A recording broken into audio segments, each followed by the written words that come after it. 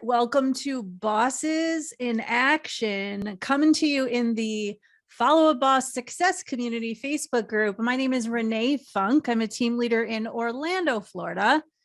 And for this episode of Bosses in Action, I am incredibly honored, and we all need to really lean in because we have the one, the only, Gary Ashton, #1 realtor, team leader extraordinaire in all of RE/MAX worldwide. Gary Ashton, thank you for sharing time today. You're welcome. #1 RE/MAX team leader in the world. You got to throw that world in there. I think it's all about our tonality, right, Gary? I think I should trademark that. Yeah, because it was kind of like essentially a joke because I couldn't do the American. I'm English and I've got this hybrid accent, so world never comes out quite as nicely as Americans say it. So it was me trying to imitate an American, and then it just came out as world. And world. Well, you've definitely earned it. And goodness gracious, I'm starting to feel old. Do you know that you and I first met about 9 years ago? 8 or 9. REW days, right? Back in the day. And I've been a fan and admire your dedication and hard work, not only to all the real estate agents around you, but in any room you're in. I want to start off by saying thank you. Thank you for giving back to us all. You've really been instrumental to a lot of growth that perhaps you don't even realize.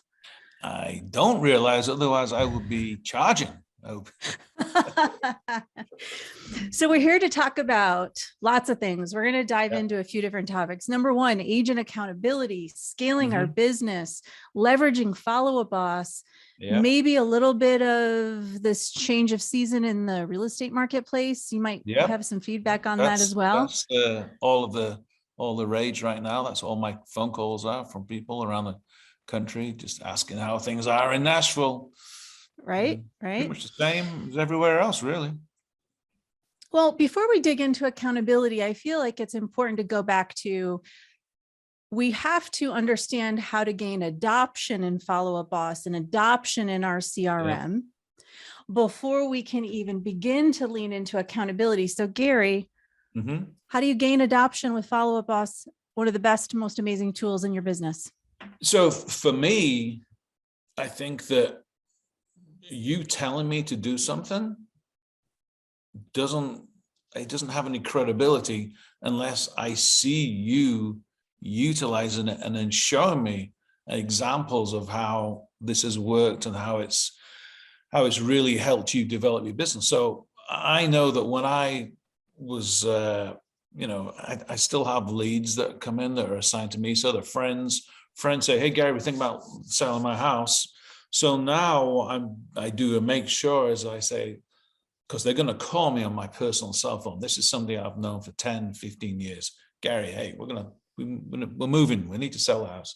Call me on my cell phone or text me. And what I will immediately say is, that's awesome. Fantastic. What I'm going to do is I'm going to call you back on my business line, which is my business cell phone. So for you, it doesn't make any difference. You're still talking to me, you're still texting me, but it's in my business CRM. The benefit for me is that I can make sure that my assistant, so I always say my assistant, so that elevates me as somebody that's not just a single agent helping somebody, but I'll say I make sure that my assistant can see this because they will make sure that I keep up with things and I don't miss certain things. And so that's the next step, is to go and then add them into Follow Up Boss and then text them and then call them and keep all those notes in there. And then just add a collaborator, which is usually because I'm going to work with this person, but I'm going to bring in one of the agents on the team and say, it might be Jeff Checkup. Say, hey, Jeff, we got this investor, or we got this guy that's thinking about selling his house, this lady, friend of mine thinking about selling, all the scenarios.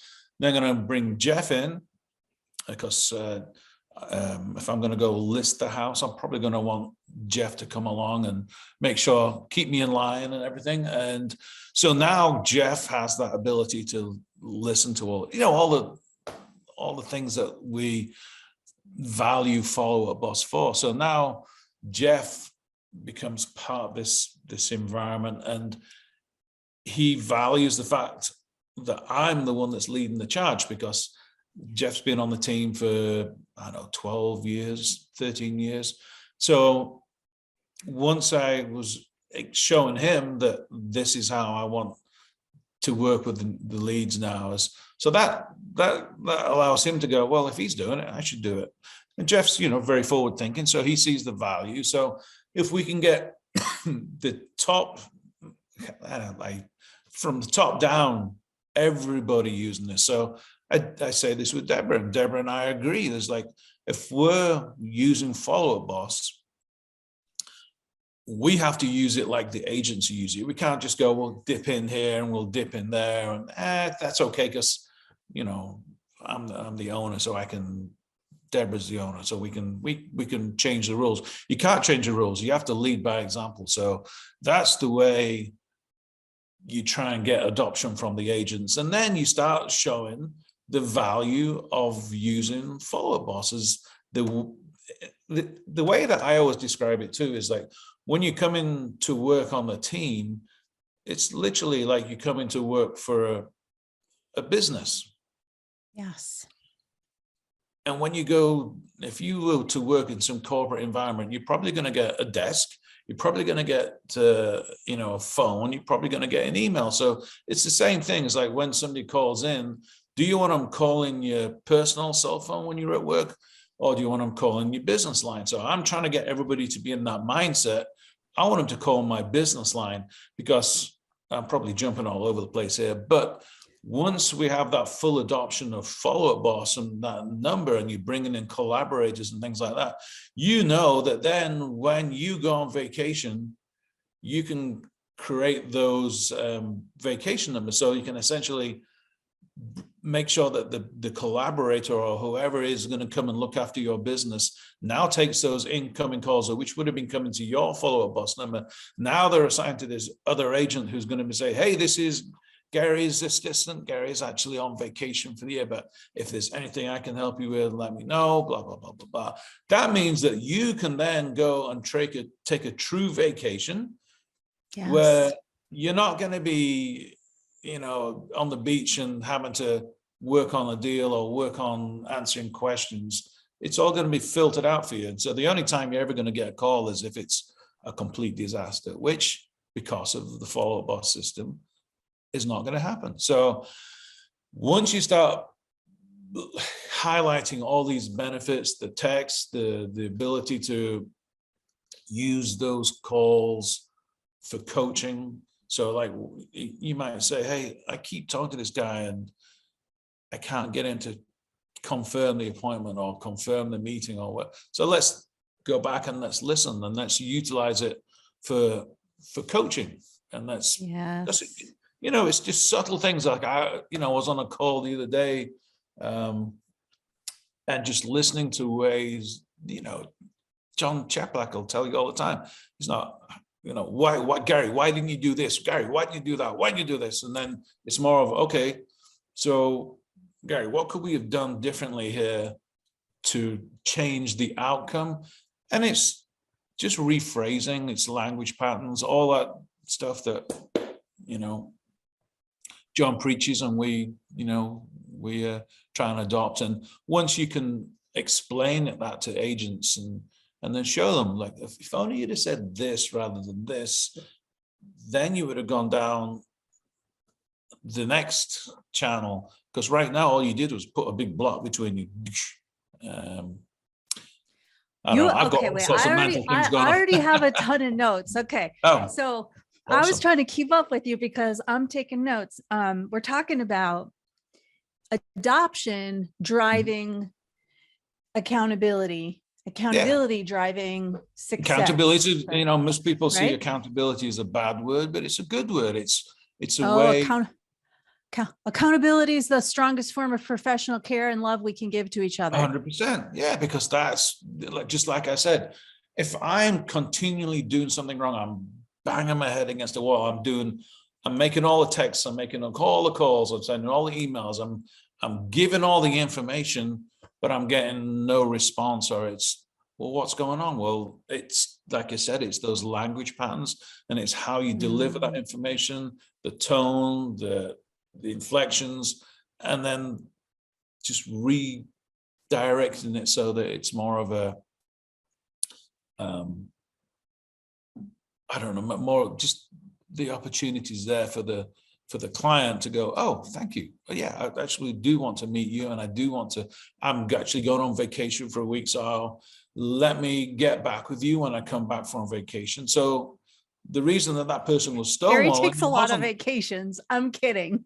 I wish. No, but the client, though, if the client feels like they're stonewalling you, it's because you didn't get down to figuring out what's going on with them. Now, it may be that, I don't know, there's all sorts of things happen in people's lives where the mother-in-law passes away or something, that's all of a sudden their focus is, it's not on real estate anymore. Now it's on something that's much more important to them, which is they've got to handle all this stuff that's going on. You know, I don't know. There's all sorts of reasons why people it may seem like they're ghosting you, but it's just, that's just interpretation. So it's just, it can be changing timelines. You know, one of the things I wanted to go back to adoption for all the team leaders, the administrators of accounts, broker owners. Here's one of the best things that we've done in our team, and that is encourage the agents to move the Follow-Up Boss app to the bottom of the tray. Right. So hang on. In my phone, I don't even have my phone icon in the bottom. The point position mine's in there, but I did follow you.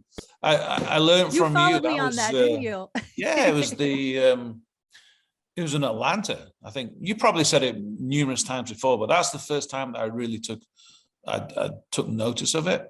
And the same thing is, like you said, if it doesn't happen in Follow-Up Boss, it didn't happen. So that's become kind of like, I'm going to try and claim it as my own, but everybody knows it's you that came up with it first. But well, I don't even know if it was me. I think that if it's it doesn't matter who came up with it. It doesn't matter. Yeah, it doesn't matter. And I you know what would make me happy is if it's just the standard in the entire Follow-Up Boss community of family of agents and customers, because when people say to me, well, why are you so passionate about it? Why? Because as a 7-year customer, Follow-Up Boss has been instrumental to the continued growth and trajectory of our group. And one of these small details, like moving the app to the point position where your thumb hits, and knowing that, oh, I don't call my SOI even. I call everyone through the Follow-Up Boss and it's app. just a mindset, right? It's just, you have to, this is my business phone. This is my personal phone. Well, it's the same, but I want to make all my business calls on the Follow-Up Boss app and using the app. And so, you know, we've got those little hurdles where you've got to create that person within the Follow-Up Boss environment. So we have those, and Scott's always coming up with ideas, but essentially we create a non-client for somebody that would, but then you can change those from non-client to whatever client it is, or if it's just somebody that I think I have Stacy in my Follow-Up Boss as a non-client, because she's never going to be a client unless she moves to Nashville, but we know she just moved. So anyway, Stacy Soleil. Yeah. Oh, well, she's a contact. She's in the vendor pond. We use ponds. So Stacy and Ricardo, all of our Follow-Up Boss friends that, you know, keep everything moving along for us. They're vendors. They're in the vendor pond. And so, you know, we've been talking with Scott about adopting a lot of the stuff that you do. So breaking those down. So as you use something more and more and more, it's just like I use Gmail filters. Yep. And as you use them more and more, then you realize I need to filter these things out.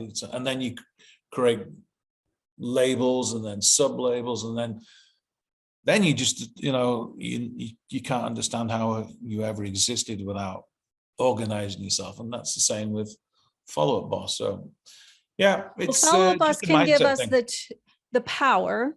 When we use Follow-Up Boss with intention, it gives all of us business owners the power to not have to guess at the investment of time, dollars, blood, sweat, tears that we invest into our business. We should have the ability as business owners with intention to understand and have the metrics. And to your point earlier, you were talking about assessments for coaching opportunities and leaning forward and failing forward. And I love that you were bringing that up. One of the classes we do on a weekly basis with our agents is just that. We come together. Yep. An agent will say, here's the customer name. I haven't yet brought this customer to a contract. I'm earning the relationship. And we collaborate to say, assess the time of days we're calling, the texts, what we're saying. How did the bomb deliver? Did you make some notes? This sounds awesome. Right. So you are doing we have that the too same in your assessment, right? Yeah. Which is we have that's the same thing. We accountability. have we have a big team. We're 180, 190.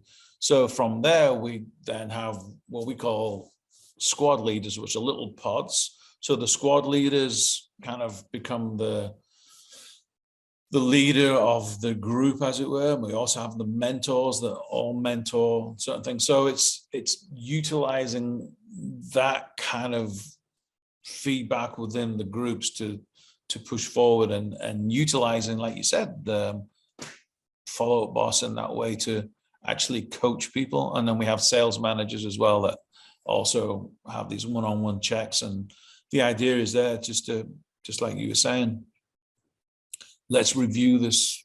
Are you having any problems with any clients, or what are the wins? What are the frustrations? And then that's where you have the ability to utilize follow-up boss for that, for the good, and accountability is one thing, but it's really figuring out how you can actually help the agent and shorten learning curves, right? Yeah. Shortening learning curves. How are you leveraging the leaderboard and or any of the reporting to help you enhance your accountability? Well, the leaderboard, we're actually using something called Maverick. So this is the same kind of thing. We've been one of the early adopters of that. So that's something that's built internally, and then now doing that in conjunction with a bunch of people. So we're like almost like the not beta testers, because it's something that's a little bit more advanced than that, but we use it's the same kind of thing. We're seeing who's top and who's bottom, who's taken on too many opportunities and the conversion rates aren't great, and then who's taken on less opportunities and the conversion rates are great. So it's enabling us to actually, it's kind of like taking the blankets off and then seeing what was underneath. So now you know who's wandered away from the track that you're supposed to be on. So now you can go over and go, hey, come on, you need to come back this way, because you're going off on all these tangents, which is not going to do any good. You need to focus on what the end goal is. And so we can see that. And it's all about the quality of the text, the quality of the calls. It's not purely the number of calls and number of texts. You got to look at what the end results are, the met with rates, and then the appointments held, and then at the end of the day, we want to see contracts. Contracts and closings. Yeah, for sure. And then talk to us about another C word, contests. Are you running contests, and what does that look like? I'm going to be honest here and say I'm not 100% sure if we do, but I think internally within the squads that we have, I think there may be some, but I'm not entirely sure about that. If I'm being brutally honest. We want nothing less than that. And we can open it up too for all of our friends that are watching along, either in the Follow Up Boss Success Community Facebook group or here on the webinar. Always feel free to drop a question in chat too. We run contests. We've done everything from giving away cruises to giving away massive gifts. And you know what we've realized over time? Yeah. is it's the smaller micro recognitions and the surprise magical moments hang that on. carry the biggest weight. Tiny hinges swing big doors. That's right, sir. Yes. Thank you, And so John. we do some surprise magical moments where, Yeah. we'll say, oh, agent of the week, and here's why you were featured in this way. And it's because look at all of these amazing appointments you scheduled this week, right? And so here's a little Right. surprise for you. So And the internally, micro, we do have that. We see who's actually made the most calls, who's done the most Yes. texts. So we do have a top 5. I don't think it's internal competition between teams per se. It's just within the whole team. So yeah, we recognize people are doing that. And then we have the ability to take people to our events that we have with Bridgestone Arena, which is the home of music events in Nashville. It's also where the Nashville Predators ice hockey NHL team plays. So we get to go see those because we're a sponsor with the sponsor. Yeah. So we take agents to see that, but we also have access to take people to like the CMAs that are coming up. But I don't know, Lizzo was there just last week, and I know the Eagles played there, John Bon Jovi. So you got the whole range of musical tastes, and we have comedy shows. So we can reward people with those tickets to go to those. One of the most frequent questions I receive from fellow Follow Up Boss users is, well, if my agents aren't using the dialer, right? How do I encourage them to use the dialer? And, I always remind agents that in any organization, there's probably an agent or two that are leading the way, and they have already either started adoption or they're thriving in adoption. Reward positive behavior. You know what happens in an organization when you see someone or a couple people excelling at what you want them to excel at, and you reward them, all of a sudden, all of the agents go, oh, wait a minute, I would like that as well, right? Well, yeah, because it's at the end of the day, it's harder to get somebody who's been on the team for maybe 10 years, 15 years to all of a sudden do a massive adoption change of new procedures. So everything that we've done has been in small increments. The dialer and being able to text, I don't know how long that's really been out there, but as soon as we found out, and it became really good. Like, I think there was problems with calls drops maybe 2-3 years ago, like the early stages, but now it's just flawless. So once you get that, then you can take away those people that were using it maybe 3 or 4 years ago, had a bad experience, but now you can bring them back into the fold and show them all the benefits. This is what I was saying right at the very beginning. Yeah. Once you see the value of using it and the ability to bring in and share and the accountability side of it, because it enables you also then to look and see who you're supposed to be calling, what are you supposed to be doing to stay up with those clients? Because, and this is going to make people laugh, but I would always talk about the tennis ball machine. And if a tennis ball represents a lead or an opportunity, if you're standing in front of a tennis ball machine, every time it fires you a lead or an opportunity, I mean, you can catch it, right?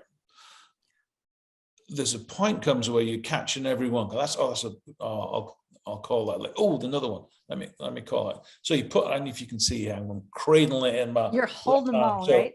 So once you get to about 10 or 12, and you're still, the human propensity or desire is to get something new. I mean, I like shiny objects. I always want the new. Oh, this is better than this new. Well, what happens is you get to a point where those good leads that you got yesterday, because you're taking more, now they're starting to fall through, and then you're missing all these opportunities because you didn't devote the time that was needed to that lead. And that lead, now that you made the first call, well, it's wasted now because it's a day late, and you're like, oh, I'm supposed to do this, this, and this. So anyway, with that's the beauty of Follow Boss, because now you can start seeing it. It really magnifies what people can and can't do. So certain people have more aptitude for more leads, but no, like when I first started a team, I was getting, I don't know, 20, 30 leads a day. And I was just throwing them out to everybody. It was just crazy. You know, it was the crazy times. And then people were doing well, but that's because I'm giving them 100 leads a week, and then giving them another 100 leads the following week. So they were just drowning in leads. So the leads that did actually convert to a contract, well, anybody probably could have done that, because that's like picking the low hanging fruit, because those are the ones that I'm coming in tomorrow and I'm buying cash, 750,000. Boom, done. Meanwhile, all these other leads that you got are just all floundering around everywhere. So, you know, Scott came in and we've all worked really hard, and with Deborah and the training, the coaching, we got Johnny with scripting. So we built this organization to try and make things a lot more efficient. And that's where bringing in Follow Up Boss in, like, I can't remember how many years ago now, 5 years ago, 6 years ago.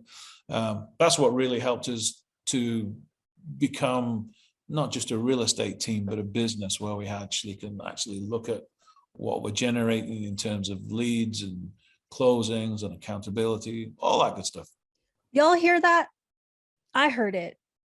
Gary, you just said something that we need to pause and really acknowledge is you were building a great business, right? And there's many agents out there that will say, oh, well, I use a spreadsheet. That's fine. You can build a solid business around whatever tracking system you want. However, you were mentioning, as soon as you brought on Follow Up Boss, it really helped catapult from a great business to now we have a business with intention and measuring. You get all these indicators and performance metrics and things like that, which in the past was you kind of just looking and you gauging who's the best agent to give this lead to. Well, let's see who's closing all the leads. Well, I'll just give it to him because he's going to close it. But then what I'm doing is overloading that person, and then the person with the potential who's doing really well down here, because now we can see, but in the past it was all guesstimates. So as soon as you can take me out of the picture and actually rely on data, that's when things started really turning around.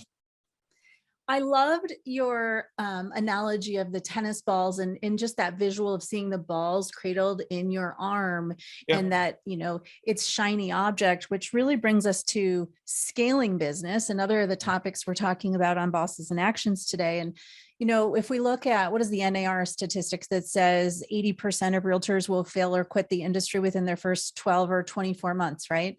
So as leaders, one of the responsibilities I feel we have is to help agents stay away from shiny objects. And you mentioned earlier, like stay on track, right? Stay in this path.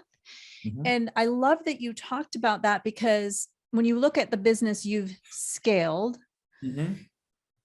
you've scaled amazing, and you're helping other agents, all of your agents, scale their business. So talk a little bit about how we help agents avoid shiny objects and stay on the path. Well, the way that I look at leads as well. So this is another analogy, which at some point I feel like I'm getting old, but if you remember the old cabaret shows on TV, and they used to have a guy with a pole with a plate and he would spin it. Do you know what I'm talking about? I know what you're talking about. Yes. So when you have two plates, it's really, really easy. So if you start looking at those again as leads, it's really easy for a person to have 5 leads, 5 clients, and you keep those plates spinning all the time. Yep. Once you get to 25, now it becomes a little harder, because now you're running over here and one starts wobbling. So if you have that analogy, that's you staying in contact with that lead. You're following up. Once it's wobbling, that means that, I need to get back in with those. So that's your core list, all the things that you need to be doing. Once you start adding more than that, then it just becomes a little bit of a disaster, because now you're at 50, you're overwhelmed. Instead of focusing on giving good service to those people, all you're doing is like last minute, I need to run over here, get that one going. Oh, what's that? And then what happens is you start hearing, doosh, doosh, and you're overloaded, right? So that's, again, where Follow-Up Boss comes in, because now you can, within the system, have somebody to come and help you spin the plates. Those are your ISAs. Those are your, I don't know, we got all sorts of stuff going all on. the support, your listing coordinators, your so it enables support. you to scale, essentially, right? Yep. So these plates over here, the ISAs, we don't need these in your day-to-day. We're going to put these in nurture. So those are still your leads, as it were, but we're going to put them, and the ISAs are going to nurture them. They're the ones that keep the plate spinning. They're the ones that have the drip campaigns, and those are the ones that are going to do the the call in and how's things going, Renee, all that kind of stuff, well-being checks, right? Yes, those things, like concierge, you might want to say. There you go. Anyway, nurturing those leads, but we don't want the agent to nurture all those leads. We want the system to help do that. We want the agent to be really focusing on these 15, 25 plates where they can really service them. They're really adding value. They're really being able to give them market updates, access to all the homes that are coming on the market that we have, pre-list, all the benefits of being on the team, right? So when you're looking at those plates, I love, this is great, good visuals, right? Think of those plates and they all start wobbling, and wait till we start talking about Ferraris and Justin Haver and Chris Lendl, because that's what we ever talk about, is like, we're in a Ferrari, but we're driving at 15 miles per hour. We need to show to people how we get to 50 miles per hour, how to, all you need to do is change your gear, and changing the gear is essentially utilizing the tools that you have. So, and utilizing the tools that we have. Speaking of Follow-Up Boss being dynamic, Follow-Up Boss then gives all of us the ability to have synergy across the service timeline. So when you mentioned earlier your ISAs or your listing coordinators or any of your administrative assistants, right? All of that then becomes a cohesive unit, so that the customer experience can remain standardized and shouldn't ever miss a beat. Right. So which is I don't important. know if you've seen my latest commercial, TV commercial, but it's me in the park giving information to people, intel.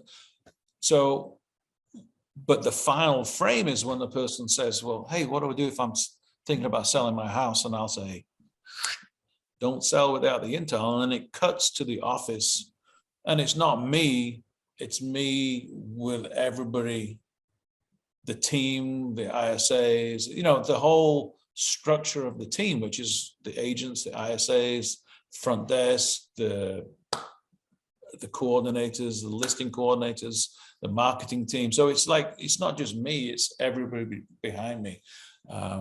So we try and utilize that. I'll get that message across, is that it's not just one person.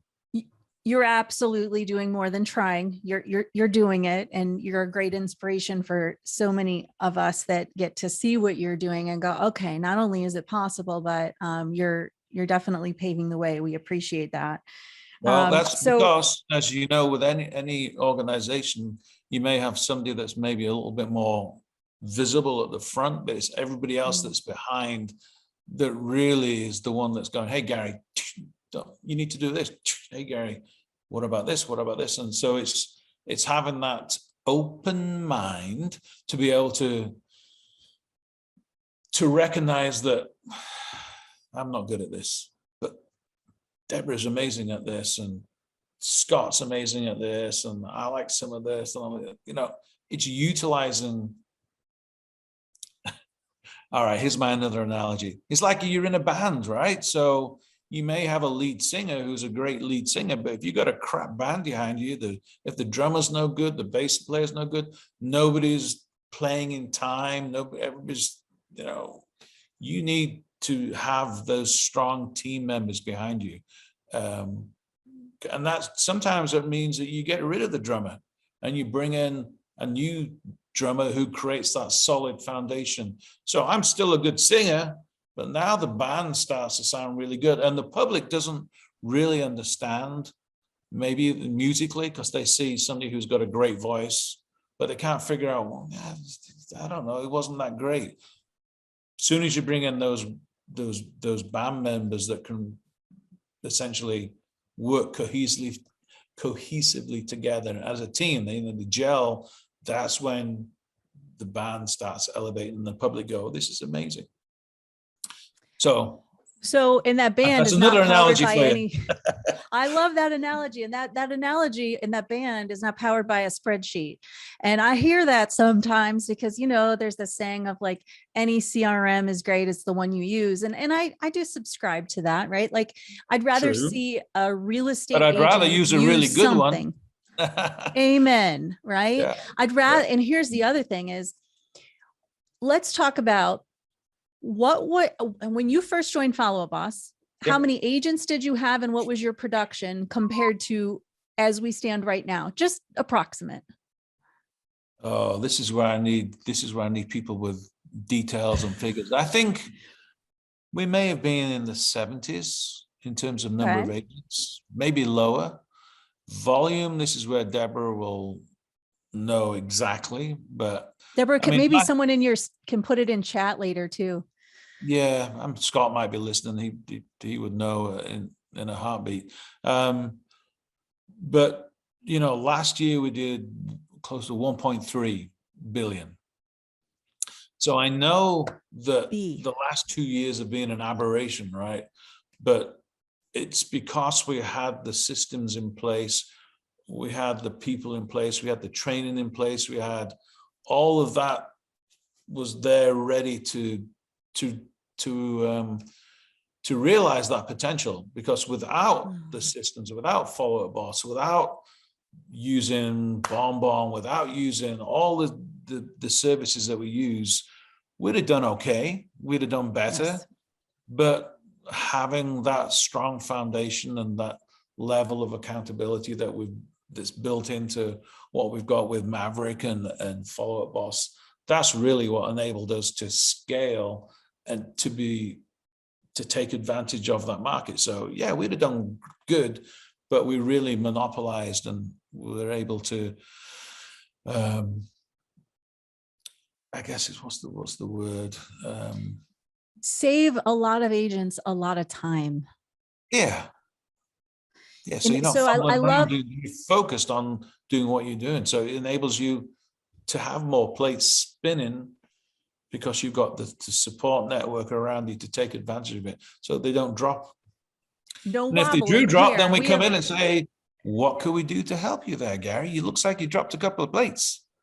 That's when the 11 words that will change the way you do business will change your world. And that is, what could we have done differently to have earned your business? Whenever we drop a plate and we hear the crash on the ground, we ask the question, because if we listen to those lessons, it will literally change the face of our business. Yeah. And a lot of times it's not the agent's fault. It's our fault for not seeing that.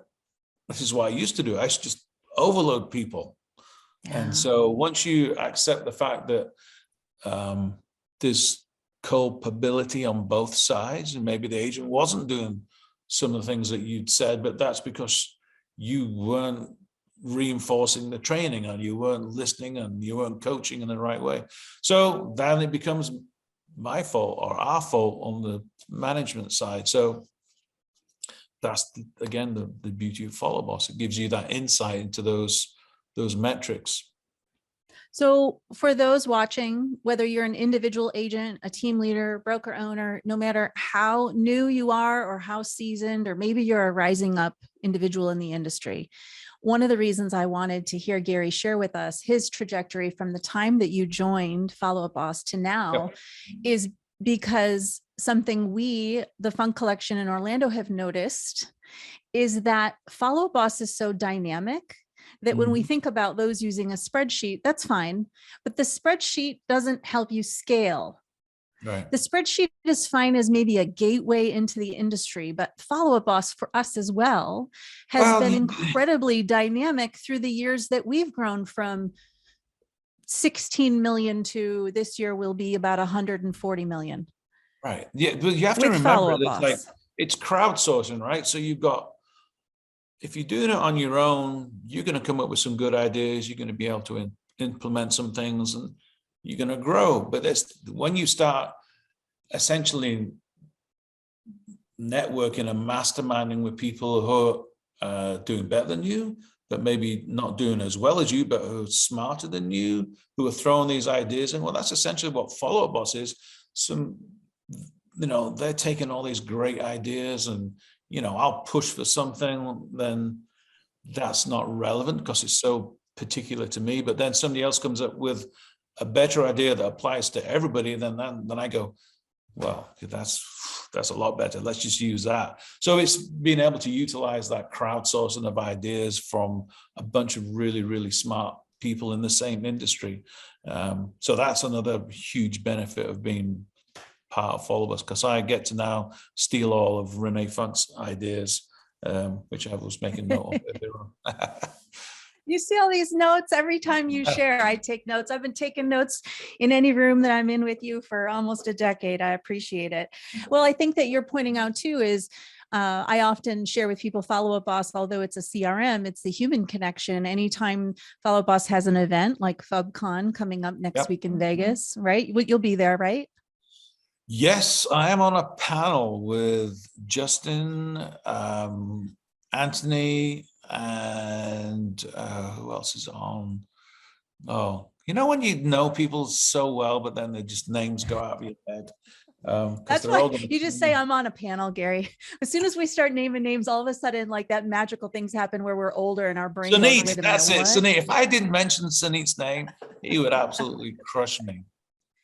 So you'll be at FubCon. I'll be at FubCon. FubCon is going to be off the charts, right? Deborah's going to be at FubCon too. Scott's going to be at FubCon. So like the whole team is going to be there essentially. And it's another example of a commonality. We are all customers of Follow-Up Boss, but here's what I love most about anytime I can collaborate with you or any of us that are customers is that Follow-Up Boss allows us all to see the way we operate our business through whatever lens we're operating in. When we get together with others, we get to see the lens that you're operating in, and you go, oh, okay, that's great. I didn't think about leveraging the system in that way, which again shows how dynamic it can be, that we can all help each other learn and grow.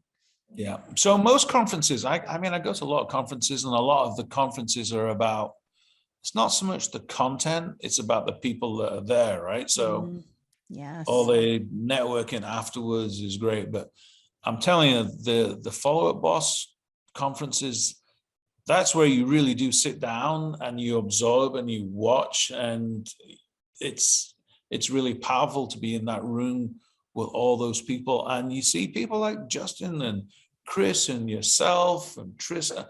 We're all watching, we're all absorbing, and we're all learning. We're not just hanging out just there for fun. I mean, people really do. This is one of the best conferences I've been to. Which I know I'm on this podcast, but it's true, I know it is true. Yeah, I get it all the time. Why are you so fired up about Follow-Up Boss? I don't even have, there's no codes. There's no link. I just love the system, and I love collaborating with others to do. Okay. So before we wrap, because we have a couple more minutes, we have to touch on this. I love to hear your insight. I don't call it a shifting market. I think our words are very important that we choose. Everybody can call it whatever you want. I think that for those of us that have been around a while, this is another season in the market. We've seen many seasons. I believe we're built for every season.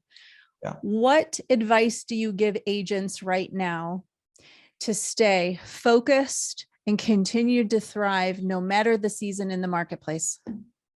Well, it's really all about making yourself useful and continuing to disseminate that information, because essentially you've got the media. So the media loves it when things are going fantastic. They'll say things are going fantastic, everybody should be having a party. As soon as it goes downhill, they're like, uh-oh, it's doom and gloom everywhere. Well, when things are going fantastic, that's not for everybody. And when it's going downhill, it doesn't mean that everything's going downhill, but it's the consumer confidence, which is influenced by what the media is saying, And if you have a home that you listed and then it's not selling, what does a realtor usually says? We need to reduce the price. Well, then that reinforces the consumer confidence, which then the media starts reporting. So then it's a vicious cycle around and then buyers are going, they just drop the price. Let's wait and see. And then that's what happens, and it switches from that seller's market to a buyer's market. And it's all these peripheral things that are influencing people. But that's why you as an agent need to be really on top of learning about what the new mortgage products are that are coming out, learning about different ways of marketing, learning about different, it's just staying on top of things and staying in contact and staying in communication with your clients. And the other thing is that you don't want to just take your foot off the gas. You want to be still working with all those people, because I feel like at some point, nobody knows when, right? But the interest rates they're never going to be, I can't say never, but it's very highly unlikely we're not going to see 2.75%. So 3% was really good. 4 was really good. 5% was, that's pretty awesome.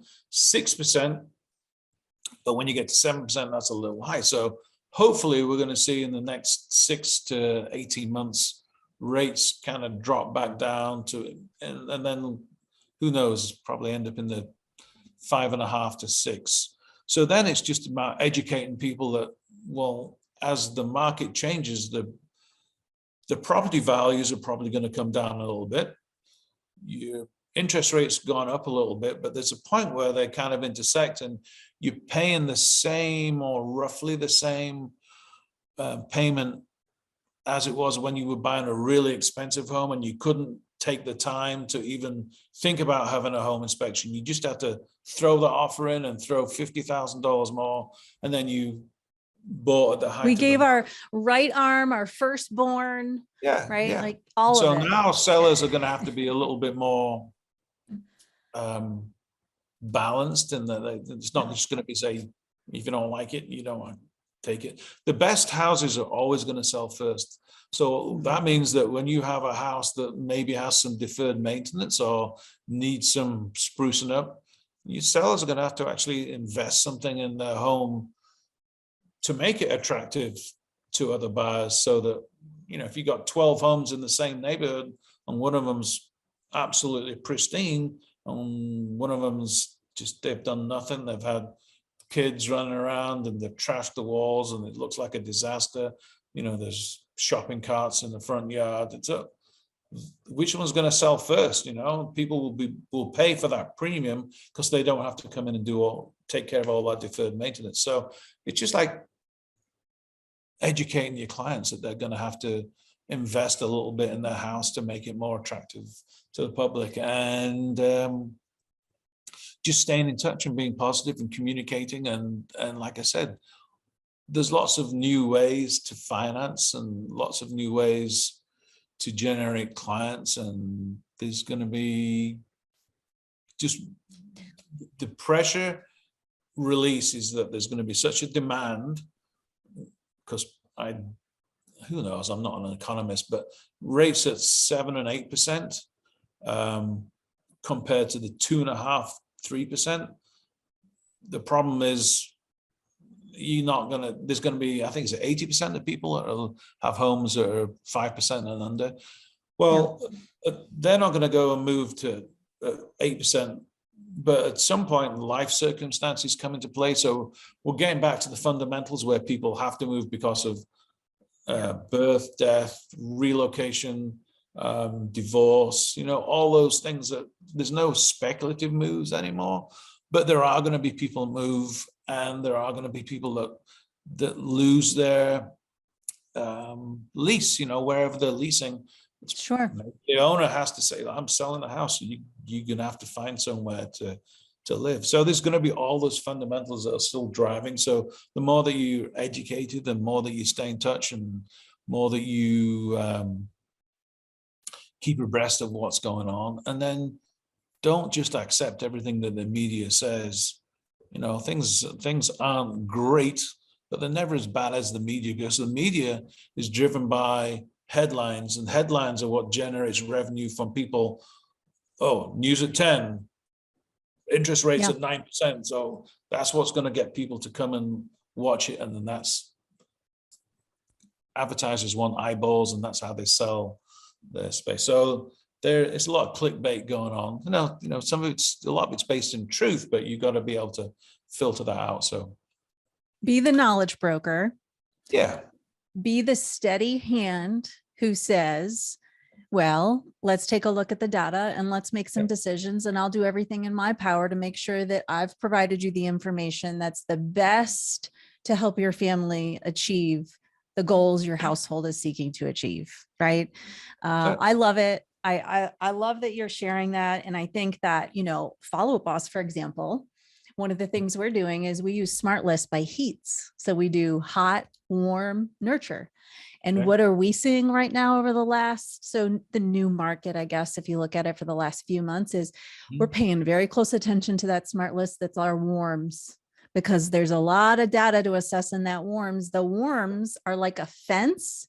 And what we're seeing is the warm customers are very easily reclassified or put a new temperature of a nurture, which is just a not yet, we might wait, or oh, you know what, to your point, Gary, we didn't think we were going to move, but we're having a baby. That's a now, that's a hot. So the warms are going to one side or the other. Lots of data in the warms. For sure. And you know, we're still, I think even this week we had multiple offers on homes. We got working with a client that he's moved from Orlando, renting their place out in Orlando, so they're not selling it. They're moving here. They're being in somebody's, essentially a friend's basement for, you know, 4 weeks, 5 weeks now, and his wife is having twins. The clock is ticking because you've got the birth of the twins, and also the place where they've been staying, which, you know, at some point you can come and stay, but like it's now getting close to Thanksgiving and Christmas. I don't want you in here at Thanksgiving and Christmas. Sure. I mean, those are between the lines, you know, essentially. But so you got motivated buyers. So that's back to those fundamentals that we were talking about earlier on. Reasons that people have to move: it's birth, death, marriage, divorce, relocation, and getting kicked out. Well, Mr. Gary Ashton, number one, I'm super excited to see you next week in Vegas at FubCon. It'd be awesome. Number two, this was a pleasure sharing time with you on Bosses in Action today. Maybe they'll have us both come back. I don't know. Drop in comments if Gary and I should come back to Bosses in Action. I think we should, right? Yeah, I think so. I think we should. I think we need to come back. We can go deeper. To all of our Follow Up Boss friends, thank you so much for following along. Make sure you're in the Follow Up Boss Success community, which is the Facebook group. And hopefully we'll see everybody in Vegas next week. Gary, send our best to Deborah and your whole team. It was a pleasure sharing time with you. Good times. I enjoyed it. It was good fun. All right. All right, everybody. See you soon. Take care. Bye-bye.